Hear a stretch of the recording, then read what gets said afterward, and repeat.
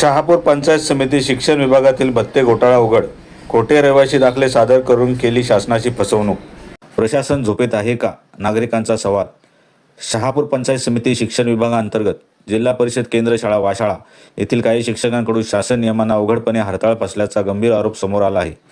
शासन निर्णय 9 सप्टेंबर 2019 नुसार मुख्यालयी वास्तव्यास राहणे बंधनकारक असताना प्रत्यक्षात मुख्यालयी न राहता खोटे रहिवासी दाखले सादर करून राहणीमान भत्ता व घरभाडे भत्ता HRA उचलल्याचे धक्कादायक वास्तव उघड झाले आहे. माहिती अधिकारातून मिळालेल्या कागदपत्रांनुसार एकाच घरात तब्बल 5 शिक्षक वास्तव्यास असल्याचे दाखले सादर करण्यात आले आहेत.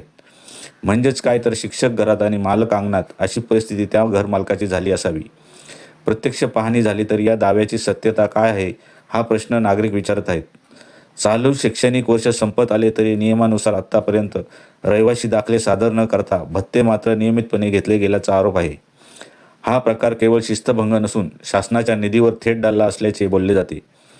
नियमांचे जाणीवपूर्वक उल्लंघन करून आर्थिक लाभ घेतला गेला असेल तर ही केवळ प्रशासकीय चूक नसून आर्थिक फसवणूक मानली जावी अशी मागणी होत असून प्रश्न केवळ संबंधित शिक्षकांचा नाही, त्यांच्या कागदपत्रांची पडताळणी करणारे अधिकारी काय करत होते?